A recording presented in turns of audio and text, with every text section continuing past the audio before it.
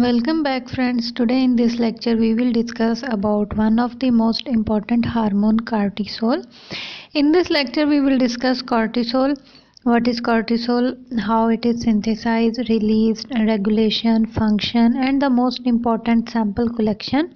And in the end we will discuss about cortisol total and free cortisol. So try to watch full video to understand the complete lecture about cortisol.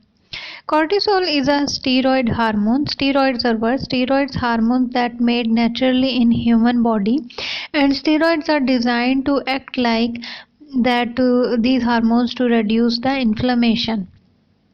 And cortisol is also known as corticosteroid, and the composition is glucocorticoids. One of the glucocorticoid made in the cortex of adrenal gland and then released into the blood, and which transport it all around the body. So cortisol is steroid hormone and made by adrenal gland. As you know, adrenal glands are located in the top of each kidney, and both glands will release these hormones. So how this hormone will be synthesized and released? First of all, hypothalamus, that is located in the brain. Hypothalamus will release the hormone corticotropin releasing hormone, CRH. This hormone will stimulate the anterior pituitary gland. As you know, pituitary gland is called as master gland, and there are two parts of pituitary gland, anterior pituitary and posterior pituitary.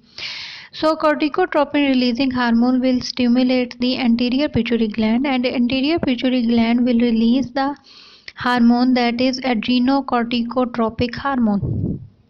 This adrenocorticotropic hormone, ACTH, it will stimulate the adrenal gland, and adrenal gland will release cortisol.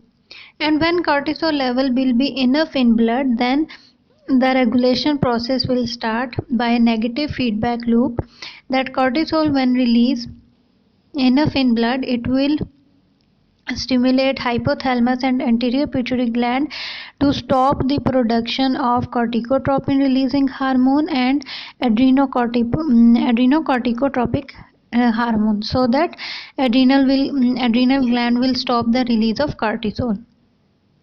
So like that it will be regulated in blood by negative feedback loop. First, as I hope you understand now, synthesis and release. First, hypothalamus will release corticotropin releasing hormone, CRH, that will stimulate anterior pituitary gland to release ACTH hormone, adrenocorticotropic hormone, that will stimulate the adrenal gland, and adrenal gland will release the cortisol in the blood, and blood will transport all around the body. Now we will move towards the function of cortisol. There are a variety of functions that is performed by cortisol hormone. Cortisol is body's main stress hormone. It works with certain parts of brain to control mood, motivation, fear, and it is also best known for helping fuel your body like fight or flight. The most important functions include cortisol manage how body use carbohydrate, fats and protein, and also keep inflammation down, and regulates blood pressure, increase blood sugar especially in the time of stress, and control sleep and wake cycle, and boost energy so can handle stress and restore balance afterwards.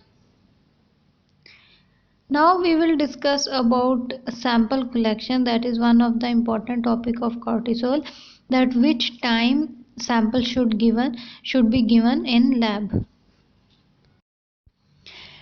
For sample collection, typically blood will be drawn from vein and serum needed. Sometimes urine and saliva also may be tested, and serum should be clear and non-hemolyzed. If patient is coming morning time, or if you are going to test your cortisol morning time, then keep notice that cortisol blood test may be drawn about 8 a.m. until 10 a.m. because cortisol level should be at its peak, and if again evening time need to check, then it should be 4 p.m. to 8 p.m. because cortisol level should have dropped significantly. So if patient is coming morning time, just notice the time is between 8 to 10 a.m. and evening time 4 to 8 am, 8 pm. And also note down the time so that we can match the result, that we know that when this sample is taken which time.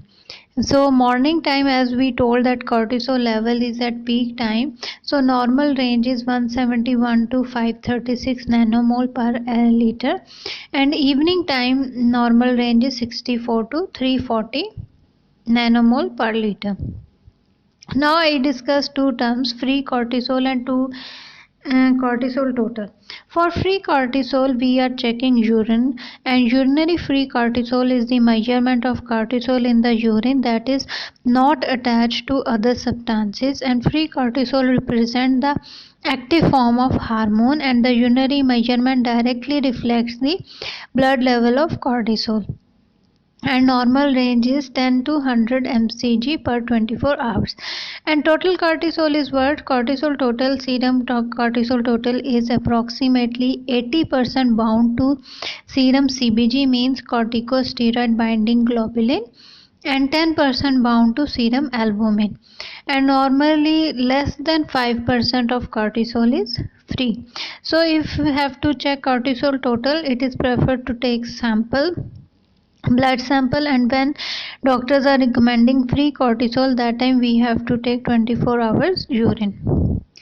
So this was lecture about cortisol, and lecture is going to complete here. I hope you understand the synthesis, release, function and sample collection of cortisol.